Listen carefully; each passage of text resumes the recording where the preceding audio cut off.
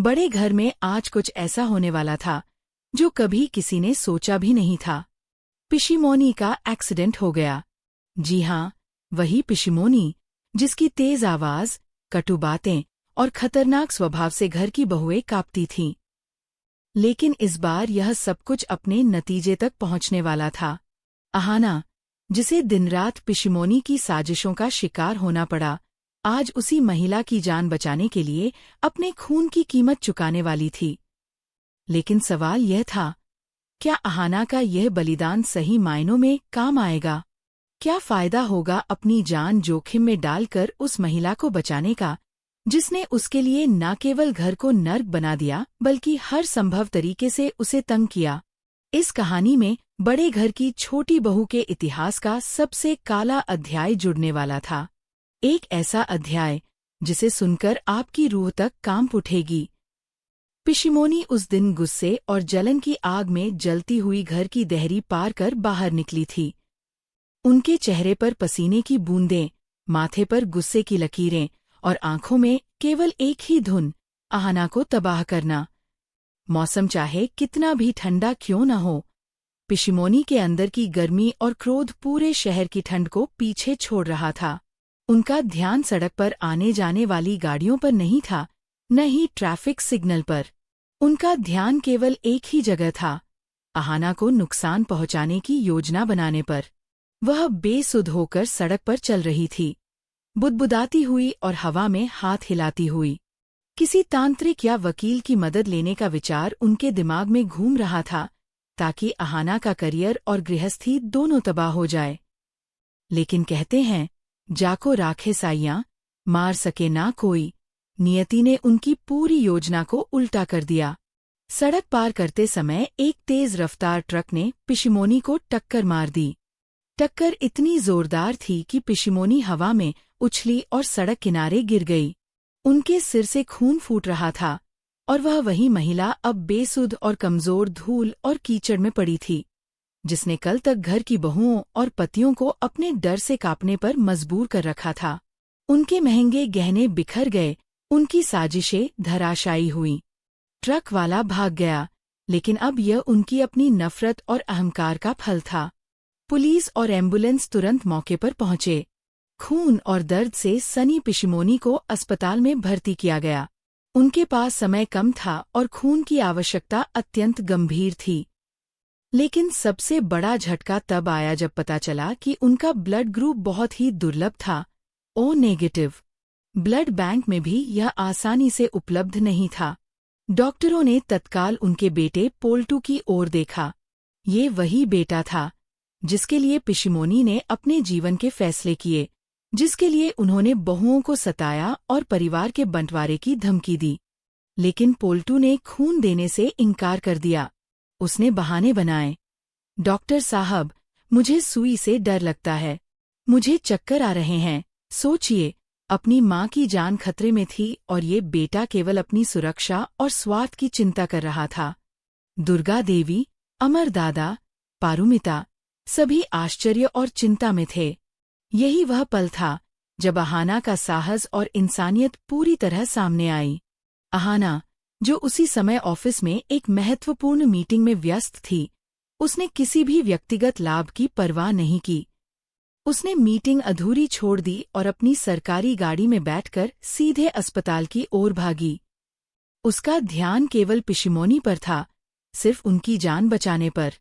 किसी भी प्रेस्टीज या सम्मान की चिंता उसके मन में नहीं थी। अस्पताल पहुंचकर अहाना ने डॉक्टरों से तुरंत बात की। डॉक्टर ने बताया कि खून नहीं मिल रहा और पिशिमोनी का बेटा डरपोक साबित हुआ। अब समय सीमित था। पिशिमोनी की जान बचाने के लिए केवल अहाना का खून ही मदद कर सकता था। बिना देर किए अहाना ने अपने खून का बलिदान देने का निर्णय लिया। ऑपरेशन थिएटर का दृश्य अत्यंत भावुक था। एक ओर पिशिमोनी लेटी थी, मौत के करीब, दूसरी ओर अहाना, अपनी जान जोखिम में डालकर उनका खून बहा रही थी। मशीनों की बीप बीप, अस्पताल का तनावपूर्ण माहौल और अहाना का साहस, ये सिर्फ मेडिकल प्रक्रिया नहीं थी, बल्कि अच्छाई और इंसानियत की जीत का प्रतीक था।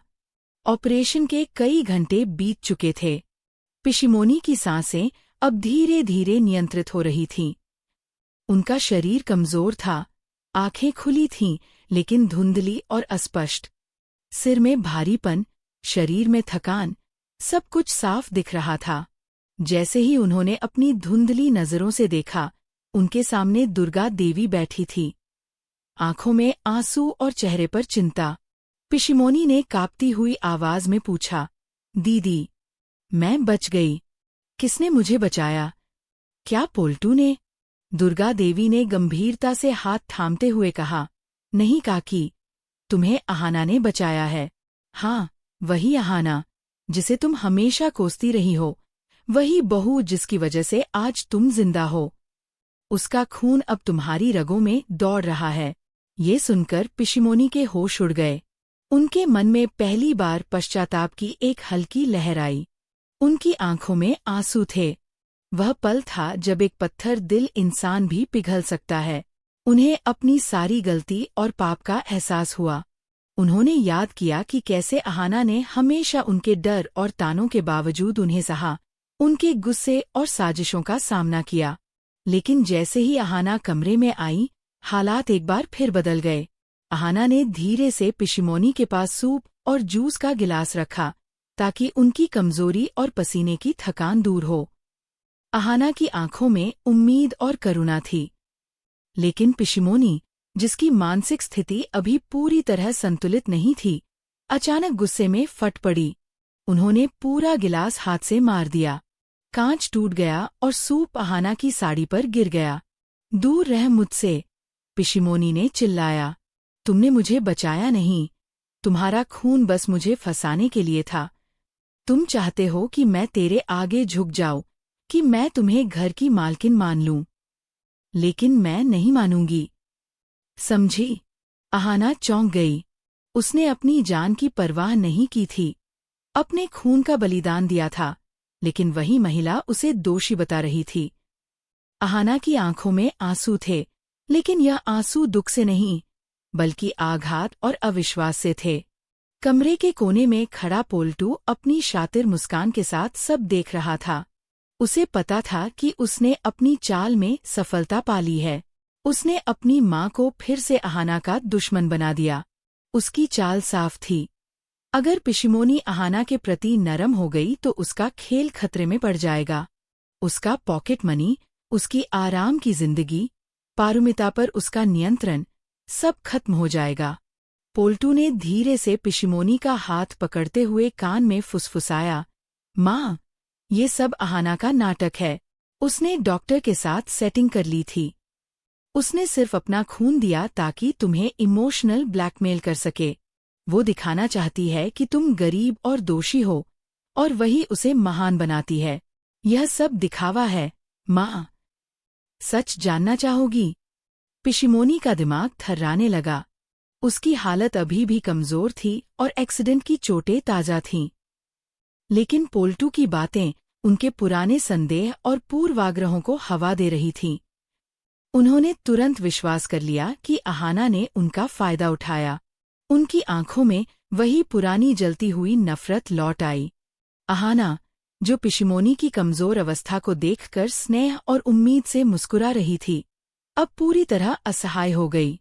उसने धीरे से जूस रखने की कोशिश की, लेकिन पिशिमोनी ने उसे पूरी ताकत से पीछे धकेल दिया।